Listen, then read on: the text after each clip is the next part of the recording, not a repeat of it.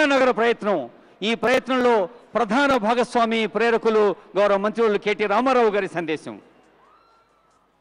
గౌరవనీయులు రాష్ట్ర ఉప ముఖ్యమంత్రి వర్యులు పెద్దలు మహమూద్ అలీ గారు, గౌరవనీయులు పెద్దలు కేంద్ర మంత్రి వర్యులు బండారు దత్తాత్రేయ గారు, రాష్ట్ర మంత్రి వర్యులు గౌరవనీయులు నాయన్ నరసింహారెడ్డి గారు, మహేందర్ రెడ్డి గారు, గౌరవ పార్లమెంట్ సభ్యులు మేయర్ గారు, గౌరవ శాసనసభ్యులు, మరి ఈరోజు మీరందరూ వచ్చింది మా ఉపన్యాసాలు వినడానికి కాదని నాకు బాగా తెలుసు.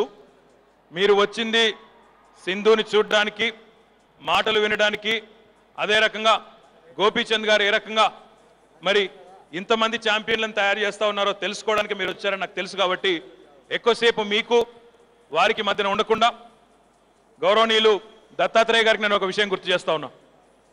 భారత ప్రధానమంత్రి గారు ఓ మాట అన్నారు, బేటీ బచావ్ అన్నారు, బేటీ పడావ్ అన్నారు. కానీ ఈరోజు ఒలింపిక్స్ జరిగిన తర్వాత చూస్తే బేటీ బచావ్ అనేది ఈరోజు ఆ బేటీలు ఇద్దరు, ఒక సింధు ఒక సాక్షి మాలిక్, మొత్తం భారతదేశాన్ని బచాయించింది మాట వాస్తవం.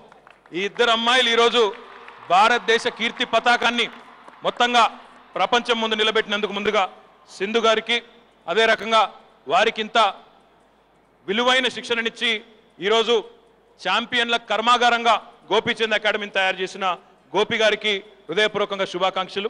నేను ఇందాకనే రమణ గారికి, విజయ్ గారు లేనప్పుడు రమణ గారికి చెప్పాను, రమణ గారు, విజయ్ గారు, you should be proud, your daughter today has become the daughter of India. మొత్తం భారతదేశం మొత్తం గర్వించే భారతదేశ పుత్రికగా ఈరోజు ఆ అమ్మాయికి ఎంతో, మీరు దీని వెనకాల ఎన్నో త్యాగాలు ఉంటాయి, ఎన్నో రకాల కష్టాలు ఉంటాయి, లేనిదే ఇంతవరకు ఎవరు కూడా రారు. Success has a lot of fathers but failure is an orphan. For every champion that has been produced there is way too much sacrifice from the parents, from their coaches, from their entire family. So we should appreciate that. ఒకటి. రెండవది, మనం చాలామంది సింధుకి గెలిచిన తర్వాత చాలా రాష్ట్ర ప్రభుత్వాలు ముందుకొచ్చి బ్రహ్మాండంగా పెద్ద మొత్తంలో వారికి రివార్డ్స్ కూడా ప్రకటించడం జరిగింది. ఆ సందర్భంగా కొంతమంది మిత్రులు అన్నారు, మీరు గెలిచిన వాళ్ళకి రివార్డ్స్ ప్రకటించడం మాత్రమే కాకుండా భవిష్యత్తులో టోక్యోలో కానీ ఆ తర్వాత జరగబోయే ఒలింపిక్స్లో కానీ భారతదేశం నుండి ఛాంపియన్స్ రావాలంటే ఇప్పటి నుంచి ప్రణాళికలు రూపొందించండి.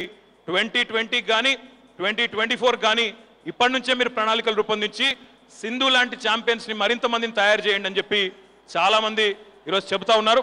వారందరికీ నేను చెప్పేది ఒకటే, గోపి ఎప్పుడు కలిసినా చెప్తా ఉంటారు, ఫిజికల్ లిటరసీ మీద దృష్టి పెట్టండి, ఇంటర్నేషనల్ కోచెస్కి మరి మనం ఇక్కడ ఎక్కువ తీసుకురావాలి, మన పిల్లలకి ఎక్కువ ఎక్స్పోజర్ ఇవ్వాలి, వారి ప్రయాణం కానీ వారికి అయ్యే ఖర్చులు కానీ మొత్తం ఒక ఒలింపిక్సో లేకపోతే ఇంకొక పెద్ద గేమ్సో కాదు, వాటి సందర్భంగా కాకుండా మిగతా సందర్భాల్లో కూడా ప్రభుత్వాలు ముందుకు రావాలి, క్రీడలకు ప్రోత్సాహం ఇవ్వాలని చెప్తా ఉంటారు.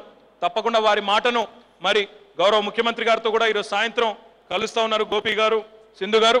ఆ సందర్భంగా కూడా మళ్ళీ ఒకసారి గుర్తు చేసి ఒక మంచి స్పోర్టింగ్ పాలసీతో, ఇప్పటికే భారతదేశంలో తెలంగాణ రాష్ట్రం చాలా కార్యక్రమాలు చాలా పాలసీలతో దేశం మొత్తానికి ఆదర్శంగా నిలబడింది.